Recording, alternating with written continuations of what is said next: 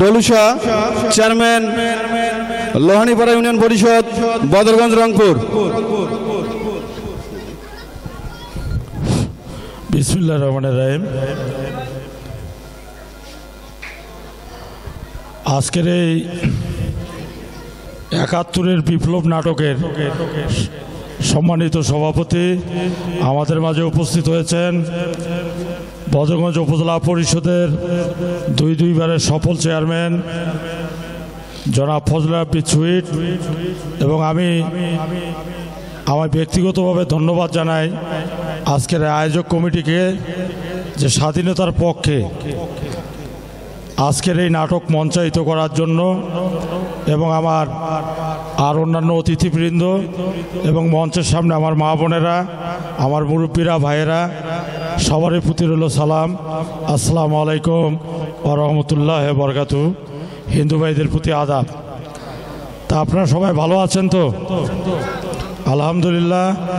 বক্তব্য দীর্ঘায়িত না করে আয়োজক কমিটিকে এতটুকু অনুরোধ করব যাতে স্বাধীনতার পক্ষে এবং আজকের যে তরুণ সমাজ তারা যাতে স্বাধীনতার পক্ষের স্লোগানে এবং আমাদের সরকার মাননীয় প্রধানমন্ত্রী জননেত্রী শেখ হাসিনার সরকার এবং আগামী দিনে আপনাদেরকে এতটুকু আহ্বান জানাবো, যেহেতু আমরা দল করি, আগামী দিনে যাতে আপনারা নৌকার পাশে থাকেন এবং উন্নয়নের সঙ্গে বাংলাদেশে উন্নয়ন নিতে গেলে আওয়ামী লীগের কোনো বিকল্প নাই।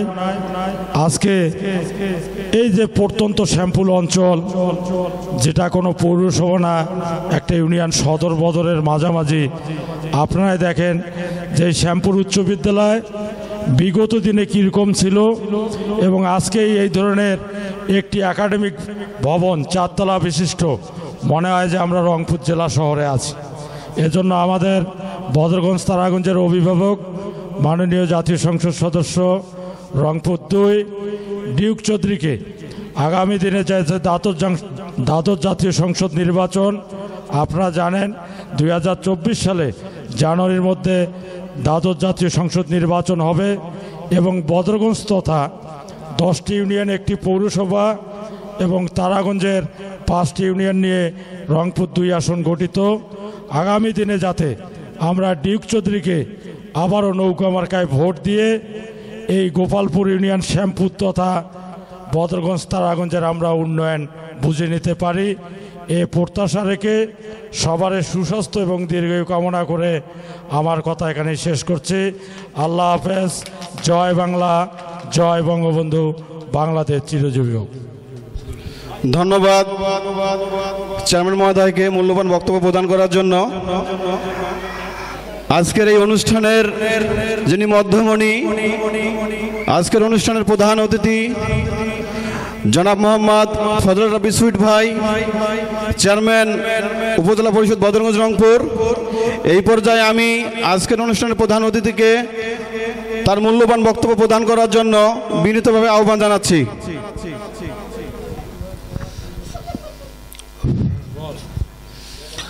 বিসমিল্লাহির রহমানির রহিম।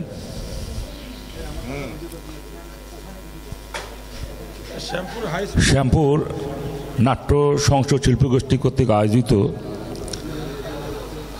মহান মুক্তিযুদ্ধের স্মৃতিবিজড়িত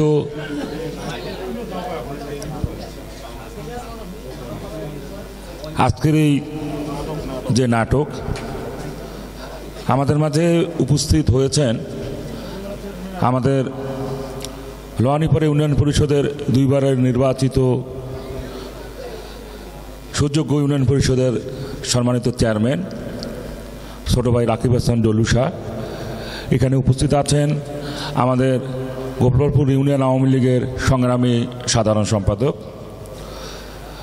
সনাসপতি ভাগিনা মোস্তাফিজুর রহমান বিদ্যুৎ সহ এখানে ইউনিয়ন আওয়ামী লীগের নেতৃবৃন্দ আছেন যারা আজকে এই নাটকটি মঞ্চস্থ করতেছেন। সবাইকে বদরগঞ্জ উপজেলা পরিষদের পক্ষে আমার পক্ষ থেকে আন্তরিক অভিনন্দন এবং শুভেচ্ছা জ্ঞাপন করছি। স্বাধীনতার মাস, প্রথমেই শ্রদ্ধার সঙ্গে স্মরণ করছি সর্বকালের সর্বশ্রেষ্ঠ বাঙালি মহাকাব্যের মহাকবি, বাংলার রাখাল রাজা, জাতির জনক বঙ্গবন্ধু শেখ মুজিবুর রহমানকে। কৃতজ্ঞচিত্রে স্মরণ করছি জাতীয় 4 নেতা, 30 লাখ শহীদ, 2 লাখ সম্বর ভরা মা বোন, অগণিত বীর মুক্তিযোদ্ধাগণকে। সর্বোপরি যাদের আত্মত্যাগের বিনিময়ে আমরা অর্জন করেছি স্বাধীন সার্বভৌম বাংলাদেশ। আমি শ্রদ্ধার সঙ্গে স্মরণ করছি 1975 সালের 15ই আগস্ট বঙ্গমাতা বেগম ফজিলাতুন্নেছা মুজিব সহ বঙ্গবন্ধু পরিবারের যারা শহীদ হয়েছেন তাদের সকলকে শ্রদ্ধার সঙ্গে স্মরণ করছি। আজকে আমি এই প্রজন্মের মানুষ, আমার জন্ম 75 পরে, আমি কিন্তু মুক্তিযুদ্ধ দেখিনি, কিন্তু আমি এতটুকু আমার জায়গা থেকে আমার থেকে অনুভব করি যে আমি স্বাধীন দেশের স্বাধীন নাগরিক হিসাবে সকল সুবিধা ভোগ করছি। এখানে যারা আপনারা উপস্থিত হয়েছেন অধিকাংশ মানুষ, আমার মনে হয় যদি আমরা এখানে যারা উপস্থিত হয়েছি আমরা যদি এখন ভাগ করতে যাই তাহলে দেখা যাবে যে অধিকাংশই আমরা কেউ মুক্তিযুদ্ধ দেখিনি। দেখেছি কি আমরা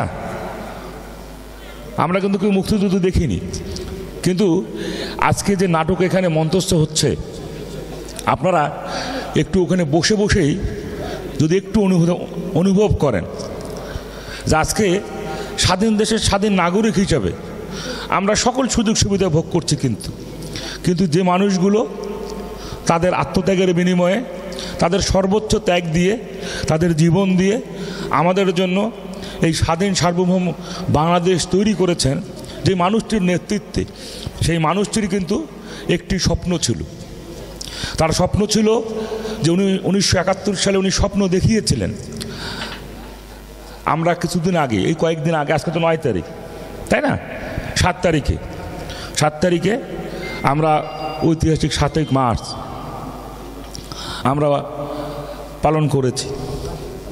এই মানুষগুলোর একটি স্বপ্ন ছিল, সেটি হচ্ছে যে তারা ক্ষুধামুক্ত, দারিদ্র্যমুক্ত, অসাম্প্রদায়িক সোনার বাংলাদেশ তৈরি করবেন। তার একটি ওই 7ই মার্চের ভাষণে 18 মিনিটের ভাষণটি, এই 18 মিনিটের ভাষণটি একটি মহাকাব্য উনি রচনা করেছিলেন। তার এই ভাষণ যদি আমরা পর্যালোচনা করে দেখি তাহলে দেখা যাবে যে ওই ভাষণে সব কিছুই আছে। উনি আমাদেরকে সমরনীতি শিখিয়েছেন, উনি অর্থনীতির কথা বলেছেন, উনি প্রতিরোধের কথা বলেছেন, এবং ওই 7ই মার্চের ভাষণের পরে আপনারা যারা এই প্রজন্মের মানুষ 25শে মার্চ কালো রাত্রি পর্যন্ত বাংলার মানুষ এই খানের কথা শোনেনি, এবং যারা রাষ্ট্রপতি ভবনে, প্রেসিডেন্টের ভবনে আমাদের যারা বাঙালি বাবুর্চি ছিলেন তারা কিন্তু রান্না করতেও অস্বীকৃতি জানিয়েছিল। আজকে অনেক চড়াই উতরাই পেরিয়ে, আমি যেহেতু আপনারা মাঝখানে আপনারা নাটক দেখতেছিলেন, আসলে কথা বলাটা অতটুকু সমীচীন হবে না, তারপরও এতটুকু বলবো যে অনেক চড়াই উতরাই পেরিয়ে আজকে বাংলাদেশ আজকে সঠিক পথে চলছে। আজকে যদি আমরা বলি যে এখানে দাঁড়িয়ে আমরা কথা বলছি, যেখানে আমরা একত্রিত হয়েছি, আমাদের বাম পাশে যে ভবন, ডান পাশে যে ভবন, আমাদের ভদ্রগঞ্জের মানুষের যে চাওয়া পাওয়াগুলো, এই চাওয়া পাওয়াগুলো মাননীয় প্রধানমন্ত্রী জননেত্রী শেখ হাসিনা যতবারই রাষ্ট্রীয় ক্ষমতায় এসেছেন, 1996 সালে উনি প্রথম রাষ্ট্রীয় ক্ষমতায় আসেন, আমাদের সকলের শ্রদ্ধাভাজন মানুষ, সাবেক সফল যোগাযোগ প্রতিমন্ত্রী মরু মানিচলক চৌধুরী, ওনার হাত দিয়েই কিন্তু এখানে যারা মানুষ আছেন, সেই সময়ের মানুষ আছেন, তারা সবাই এক বাক্যে স্বীকার করবেন যে তার হাত দিয়েই বদরগঞ্জের মানুষের চাওয়া পাওয়া পূরণ হওয়া শুরু হয়েছিল। আর আজকে আল্লাহ তাআলার অশেষ রহমতে তারই যোগ্য উত্তরস্বরী মাননীয় সংসদ সদস্য ডিক চৌধুরীর হাত দিয়ে আজকে আমাদের বদরগঞ্জের মানুষের চাওয়া পাওয়া পূরণ হচ্ছে। সত্যিকার অর্থে আওয়ামী লীগকে, বাংলাদেশকে ভালোবাসে, আওয়ামী লীগের জন্য এই দেশটি হয়েছে, আর বাংলাদেশ জননেত্রী শেখ হাসিনার হাতে নিরাপদ। আজকে যারা এখানে আগামী প্রজন্মের মানুষ আছেন, যারা এখন স্মার্ট বাংলাদেশের নাগরিক হতে যাচ্ছি আমরা, তাদের কিন্তু একটি দায়িত্ব আছে। দায়িত্ব হলো আজকে আপনারা নাটক এখানে দেখবেন, বসে বসে আপনাদের সবাইকে শুধু একটু অনুরোধ করব, বসে বসে সেই সময়ের বিষয়টা একটু চিন্তা করবেন যে তারা কী চেয়েছিল, তাদের চাওয়া পাওয়া কী ছিল, আর আজকে স্বাধীন দেশের স্বাধীন নাগরিক হিসেবে আমাদের কি দায়িত্ব। এতটুকুই আমার মনে হয় যে দেখলেই বুঝলেই সব কিছু হবে।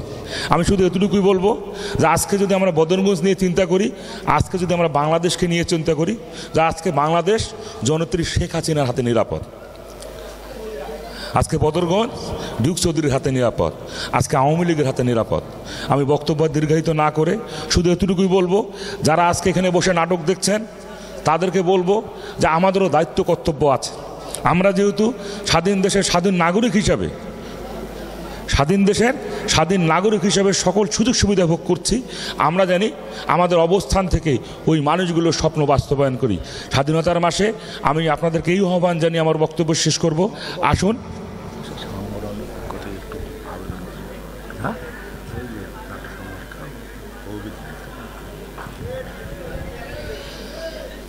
আমি শুধু এতটুকুই বলবো যে আসুন আমরা সবাই বঙ্গবন্ধুর আদর্শ অনুপ্রাণিত হয়ে জননেত্রী শেখ হাসিনার নেতৃত্বে ডিজিটাল বাংলাদেশ বিনির্মাণ, ডিজিটাল বাংলাদেশ কিন্তু হয়ে গেছে, স্মার্ট বাংলাদেশ বিনির্মাণে আমরা অংশগ্রহণ করি।